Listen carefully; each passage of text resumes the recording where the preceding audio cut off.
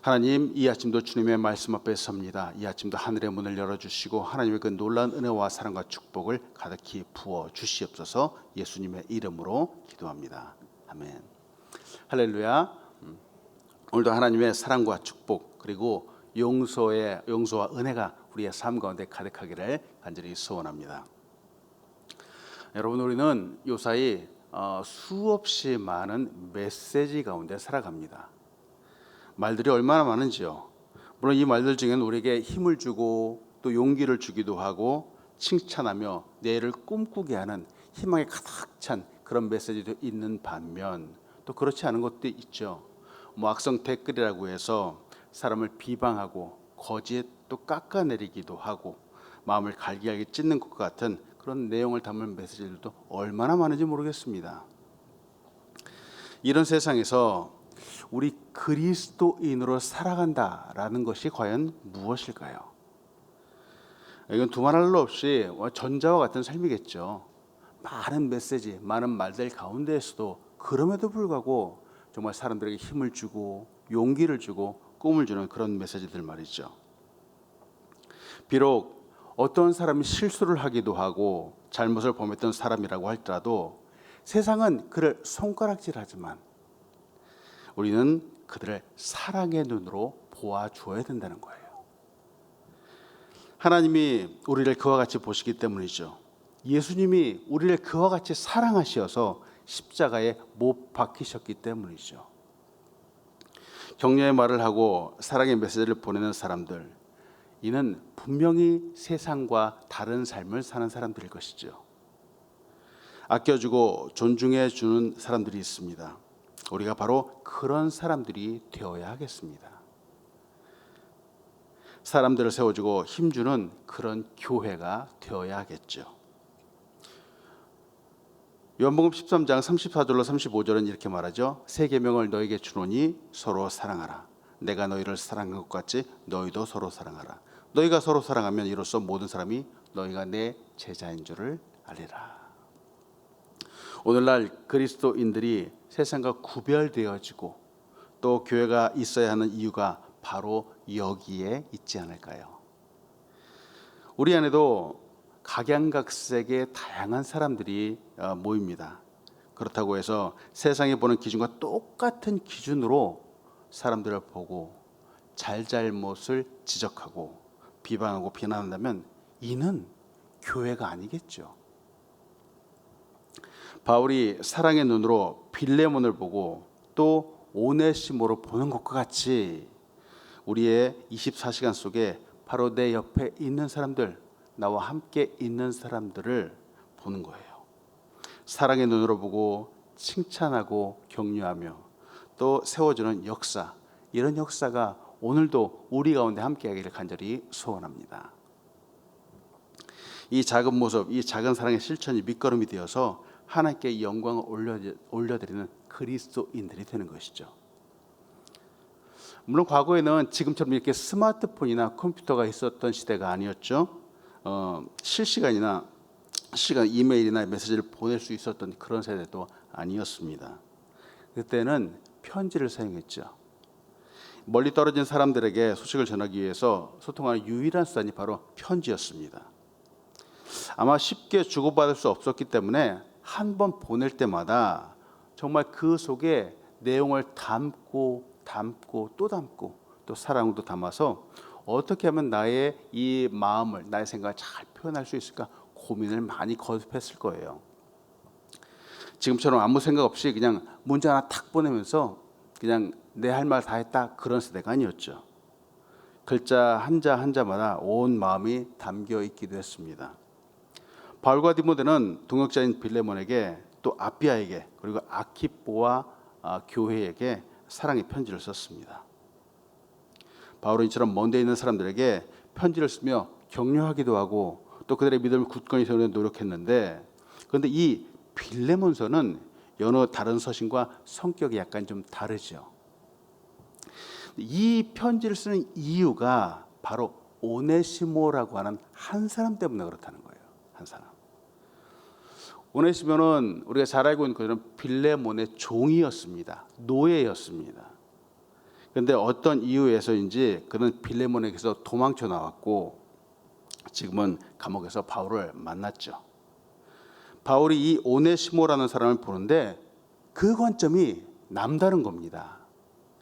여느 사람들이 보는 노예, 종, 신분이 천한 사람 이렇게 보는 것이 아니라 이제는 오네시모를 동역자, 바로 쓸모 있는 사람으로 보는 거예요. 그 이름처럼 유익한 사람이다 이렇게 보는 거예요. 오늘 여러분과 같이 나누고 싶은 첫 번째는 그리스도 안에서는 누구든지 새로운 피조물이라는 사실입니다.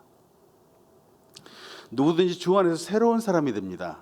그가 세상에서는 때로는 죄인이기도 했었고 또 노예이기도 하고 쓸모없는 사람이기도 했을지 모르지만 주 안에서는 새로운 신분의 사람이 되었습니다. 오늘 본 말씀 빌레몬서 1장 15절로 18절은 이렇게 말합니다. 아마 그가 잠시 떠나게 된 것은 너로 하여금 그를 영원히 두게 함이니 이후로는 종과 같이 대하지 아니하고 종 이상으로 곧 사랑받는 형제로 둘지라.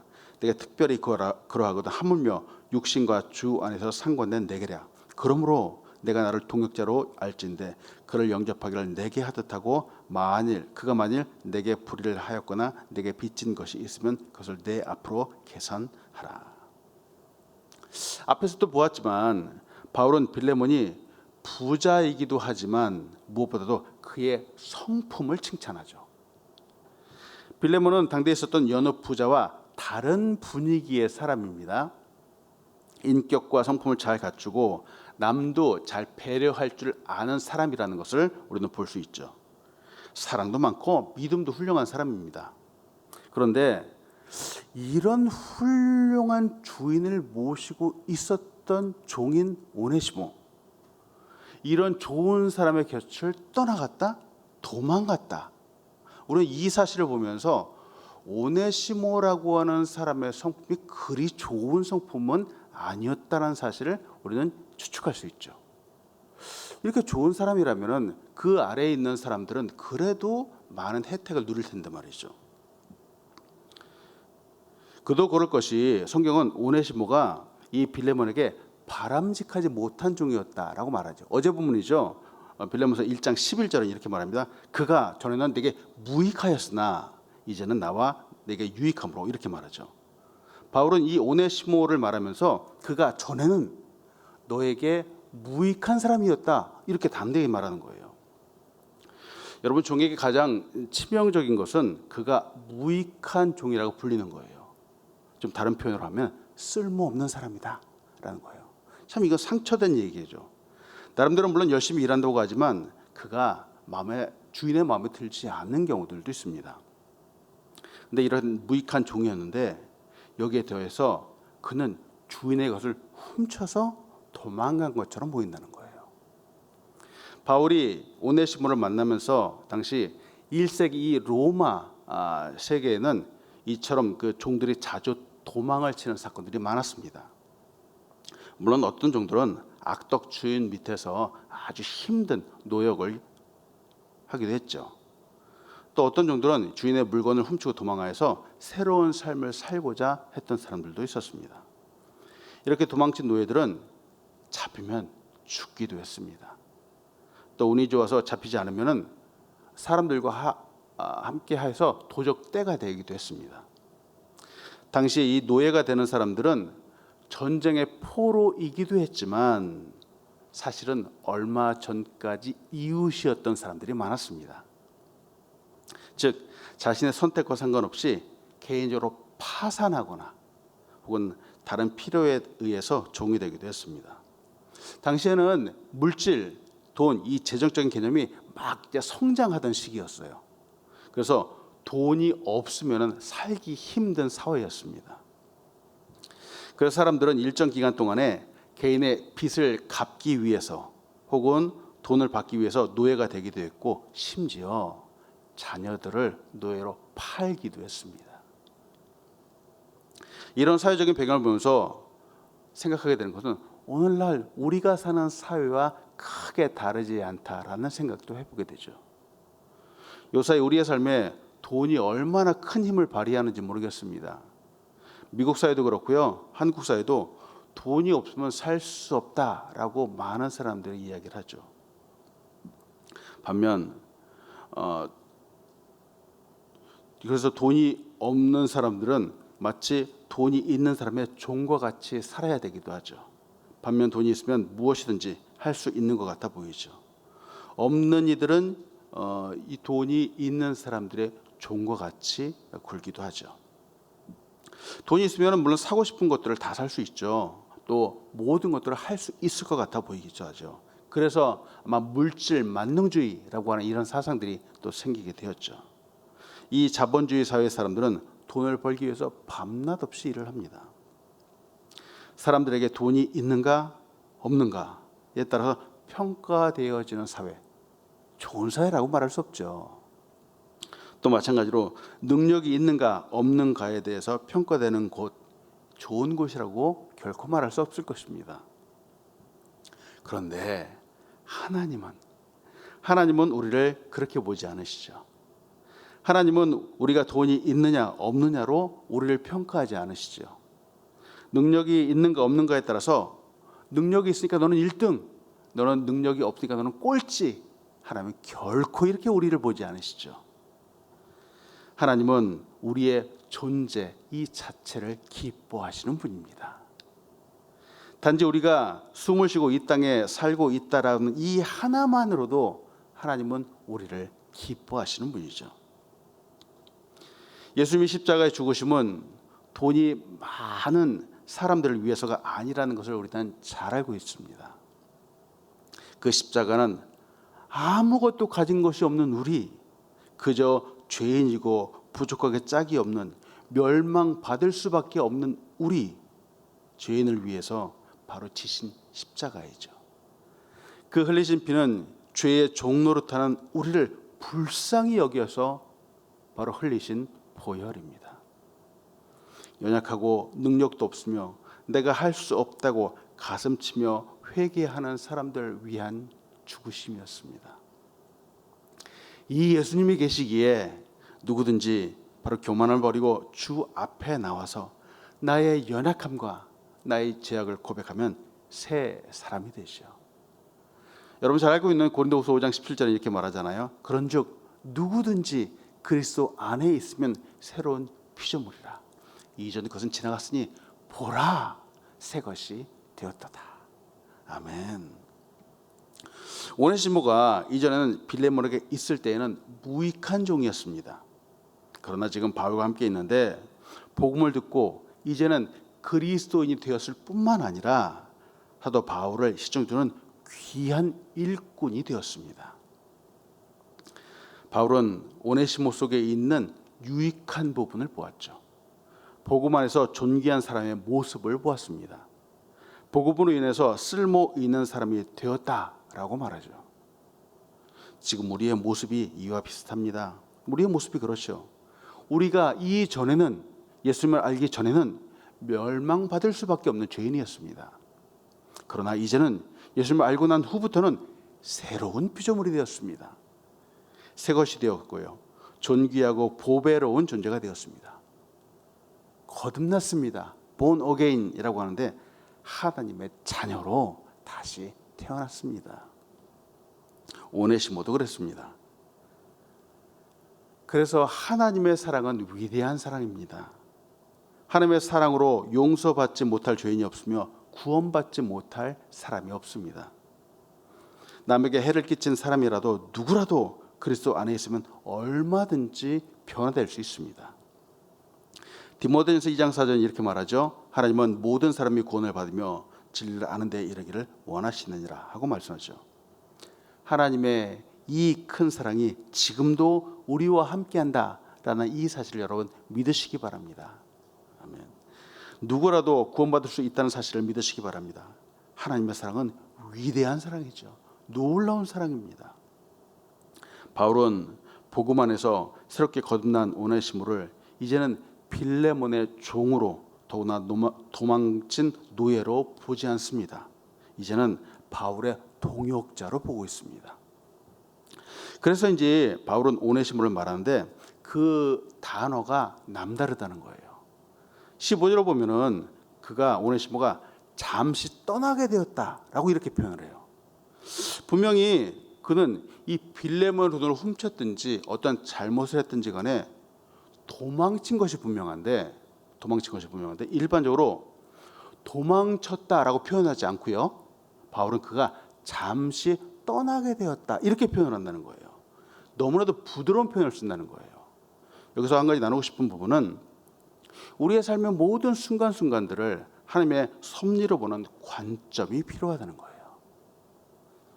오네시모는 도망하였지만 결국은 바울을 만나게 되었고 복음으로 인해서 새로운 사람이 되었습니다.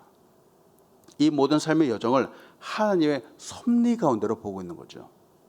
물론 도망한 일은 잘못된 일이죠. 그러면 안 됩니다. 더군다나 주인의 물건이나 돈을 훔치는 것도 있을 수 없는 일이죠.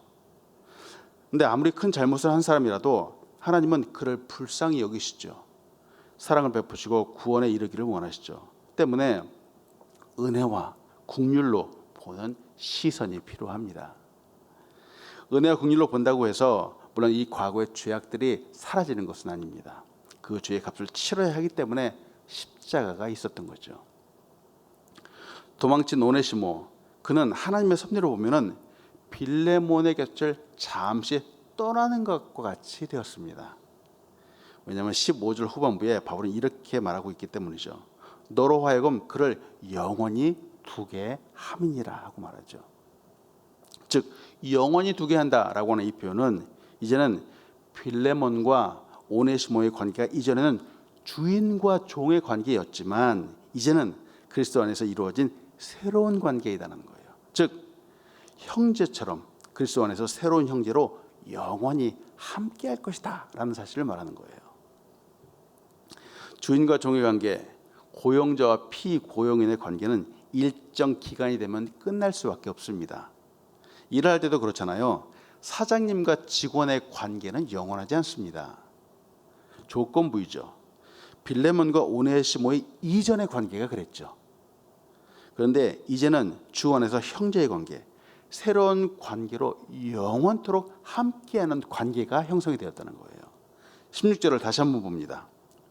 이후로는 종과 같이 대하지 아니하고 종 이상으로 곧 사랑받는 형제로 둘지라. 내가 특별히 그러하거든 하물며 육신과 주 안에서 상관된 내게랴. 바울은 빌레몬에게 강력하게 고민하면서 이제는 종으로 보지 말라. 이제는 주 안에서 형제로 보라. 이렇게 말한다는 거예요. 오스왈드 챔버스는 이렇게 말합니다. 그리스도인의 믿음의 바탕은 갈보리 십자가에 나타난 하나님의 무한하신 사랑이다 라고 말하죠. 우리의 믿음의 바탕, 우리의 신앙의 베이스는 하나님의 사랑이죠. 그런 바탕으로 보면은 이 세상에 하나님의 사랑을 받지 않을 사람은 한 사람도 없습니다. 모두가 다 하나님의 사랑이 필요하죠. 여러분, 우리가 주일이면 만나는 권사님들, 장로님들, 집사님들, 이 관계가 영원합니다. 영원합니다. 이 땅에서 사는 동안만 보는 것이 아니에요. 저 천국에서도 영원토록 함께할 것입니다. 때문에 지금 나와 함께 있는 사람들을 영혼의 관점, 영혼의 시각으로 바라보아야 하죠. 영혼의 관점, 영혼의 시각으로 보자는 이야기는 하나님의 사랑의 눈으로 보자라고 하는 말입니다. 사랑의 눈으로 보니 바울이 오네시모를 도망자라고 하는 이 관점에서 이제는 허물을 덮어주고 그리스도의 동역자로 본다는 거예요. 사랑의 눈으로 보니까 맨날 주일마다 보는 사람들을 이제는 내 옆에 있는 집사님들, 장로들, 권사님들의 허물을 덮어주는 그런 사랑의 눈으로 보는 거죠. 이런 관점이 얼마나 놀라운 것인지요. 우리가 잘 알고 있죠. 세상은 철저하게 이득에 따라서 움직입니다. 열심히 일해서 돈을 벌어줄 사람은 추앙받게 되고요. 또 그렇지 않은 사람은 무시당합니다. 쓸모없는 사람이라고 매도당하기도 하죠. 그런데 하나님의 나라는 다르죠. 교회는 다릅니다. 교회는 연약한 지체가 도리어 요긴하게 여김을 받는 곳이죠. 교회는 하나님의 사랑을 알고 그 사랑을 실천하는 것입니다. 사랑을 실천하는 교회에 하나님의 임재가 함께하는 곳이 바로 교회이지요. 하나님께서 나를 사랑하신다 하는 이 사실이 나에게 개인적으로 다가와서 큰 은혜를 주고 내게 축복을 주었다면 이제는 그 받은 사랑을 함께하는 사람들에게 나누어 주어야 됩니다. 이때 정말 아름다운 공동체가 형성이 되죠. 바울이 빌레몬에게 편지를 보내면서 말하고 있는 부분이 바로 이거죠. 나에게 보고 듣고 경험한 이 사랑을 이제는 너를 피해서 도망간 오네시모에게 바로 베풀어 주었으면 좋겠다라고 하는 거예요. 바울이 쓴 다른 서신서들을 보면 늘 그리스도의 죽음, 부활 이런 것들을 아주 강력하게 이야기를 합니다. 아주 큰 도전을 주죠. 그런데 이 빌레몬서에서는 예수님의 죽음과 부활을 바울은 언급하지 않습니다. 물론 한 장이라고 하는 짧은 서신이기도 하지만 결정적인 이유는 바울이 이 오네시모를 직접 용납하면서 동역자로 받아들이는 본인이 모범을 보이는 행동을 먼저 보여주고 있기 때문이죠. 빌레몬서 1장 18절은 이렇게 말하죠. 그가 만일 내게 불의를 하였거나 내게 빚진 것이 있으면 그것을 내 앞으로 계산하라 라고 말하죠. 이것이 필요한 이유는 바울이 영적인 권위가 있다고 해도 함부로 남용하지 않겠다라고 하는 표현입니다. 사도 바울은 오네시모를 빌레몬에게 돌려보냅니다. 이는 오네시모가 바울의 사역에서 중요한 동역자가 되었지만 동역자가 되었다라고 해서 함께 사역을 하기 원하지만 그렇다고 함부로 하지 않겠다라고 하는 거예요. 먼저 해결해야 될 문제가 있기 때문입니다. 이는 빌레몬이 아직까지는 오네시모의 법적인 주인이기 때문입니다. 함께하는 사람이 물론 마음 맞는 사람이 있을 수 있습니다. 나와 찰떡궁합이라고 하잖아요. 코드가 맞는다라고 하잖아요. 그런데 그렇다고 해서 법을 무시하면서 무조건 함께할 수 없습니다. 먼저 주인의 허락이 있어야 되죠. 그런데 당시 법에 의하면은 이는 상당히 부담스러운 행동이었죠. 주인에게 해를 입혔던 종이 그 주인에게로 돌아가게 되면은 그에 상한 처분을 당연히 받게 됩니다. 당시 법에 따르면은 주인의 물건, 돈을 훔치고 달아난 것은 아주 심각한 죄였고 그가 주인에게 돌아가면은 아마도 죽을 수도 있는 상황이었습니다. 그러나 바울에게 이런 과정은 꼭 필요하죠. 주인의 동의가 있어야지 합당한 사역이 가능했습니다. 세상의 일에도 남몰래 하는 것은 당당하지 않죠. 더군다나 자신의 권위를 이용해서 억지로 이 일을 하고자 하는 것도 바람직하지 않습니다. 아직까지는 빌레몬이 오네시모의 법적인 주인이었기 때문에 그의 생각을 반드시 물어보아야 하고 그의 결정에 따라야 합니다. 이렇게 해야지 뒤탈이 없습니다. 세상에서도 사람을 함부로 빼내어서 일하다가 많은 문제가 발생하지 않습니까? 시간이 좀 걸리더라도 합법적인 절차를 걸치고 때로는 기다려주는 것, 이것이 바로 지혜이죠. 바울이 이렇게 또 오네시모를 보낸 또 다른 이유는 빌레몬에게 오네시모를 주 안에서 영적인 형제로 맞이하게 해줄 기회를 주고자 함이었죠. 바울은 빌레몬에게 그가 바울 자신을 영접한 것과 같이 오네시모를 영접해달라라고 편지를 씁니다. 과거의 빌레몬도 바울이 에베소에서 선교 중일 때 바로 복음을 듣고 바울을 기쁜 마음으로 영접하고 섬겼습니다. 이처럼 그리스도 안에서 오네시모를 기쁜 마음으로 형제로 용납하고 용서해달라라고 부탁을 하는 거죠. 이 바울이 간청하는 모습을 보면은 마치 하나님 아버지께 예수 그리스도께서 아버지 죄인을 용서해 주십시오라고 간청하는 모습이 떠오르게 되죠. 더군다나 18절 후반절에서 나에게 빚진 것이 있으면 그것을 내 앞으로 계산하라 라고 하는 이 부분은 죄를 자신에게 전가하시는 예수님의 모습과도 같아 보입니다. 여러분, 전가한다라고 하는 이 말은 어떤 사람이 비난받을 만한 것이나 그 책임을 다른 사람에게 부담시키는 행위죠. 즉 양도한다라고도 하고 대신 책임을 진다라고도 합니다. 예수님은 우리의 죄를 담당하셨죠.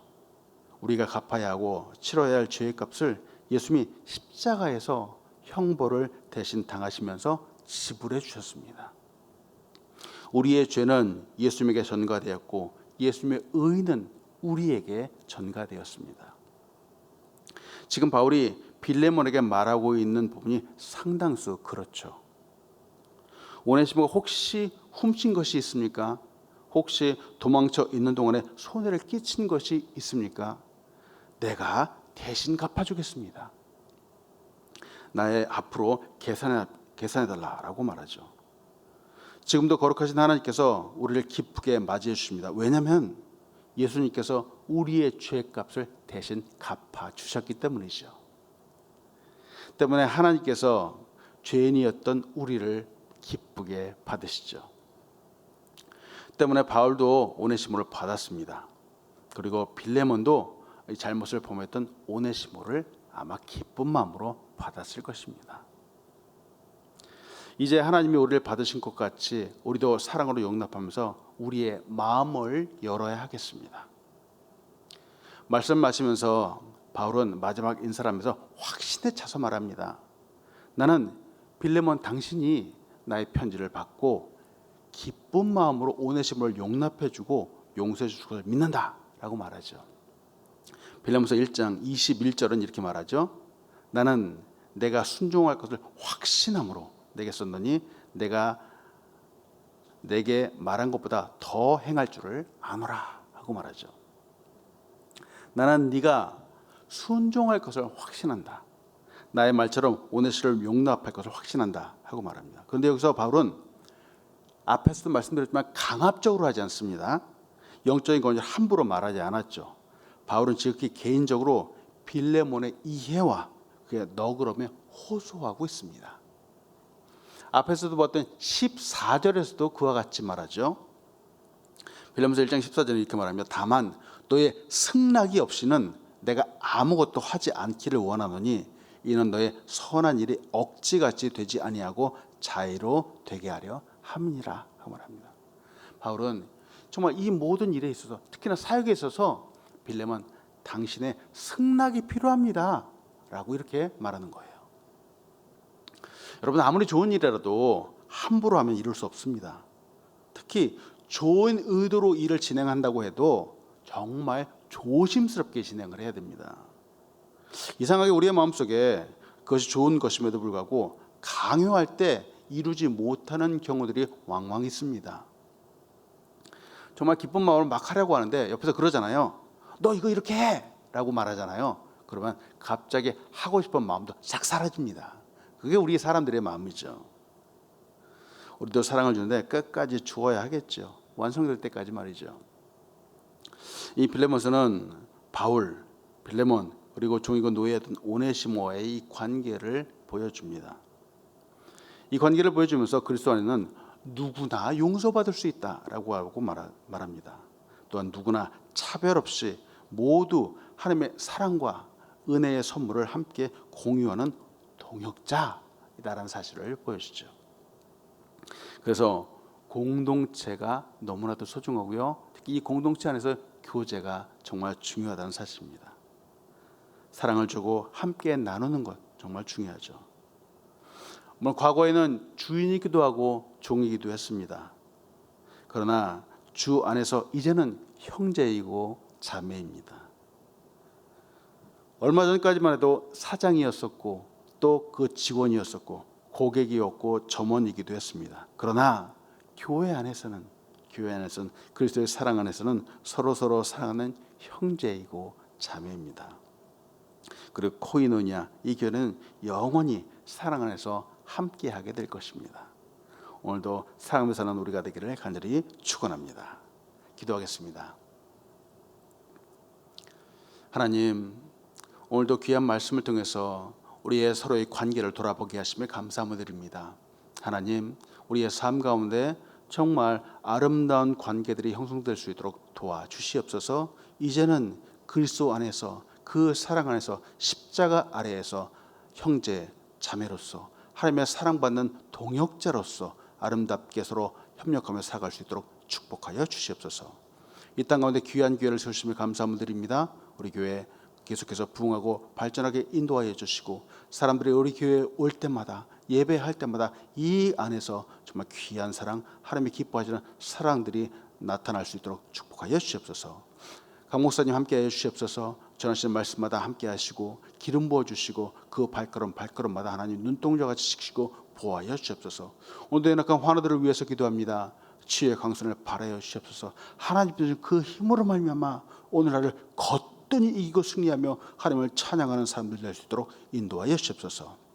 선지자들마다 함께하여 주시고 기름 부어서 주신 그 종들을 말미암아 그 땅이 변화되고 구원받는 역사들이 나타나게 인도하여 주시옵소서. 하나님, 오늘도 우리의 삶을 주님 앞에 맡깁니다. 우리 주변을 돌아봅니다. 아버지, 사랑의 눈으로 보게 하시고 정말 사랑을 베풀 사람들 능히 보이게 하시고 또 구원받을 사람들이 보이도록 인도하여 주시옵소서. 오늘도 우리를 사랑의 도구로 사용하여 주시옵소서. 예수님의 이름으로 기도합니다. 아멘. 하늘에 계신 우리 아버지여, 이름이 거룩히 여김을 받으시오며 나라에 임하옵시며 뜻이 하늘에서 이루어진 것 같이 땅에서 이루어지이다. 오늘날 우리에게 일용할 양식을 주옵시고 우리가 우리 계신 죄를 사하여 준 것 같이 우리의 죄를 사하여 주옵시고 우리를 시험에 들게 하지 마옵시고 다만 악에서 구하옵소서. 대개 나라와 권세와 영광이 아버지께 영원히 있사옵나이다. 아멘.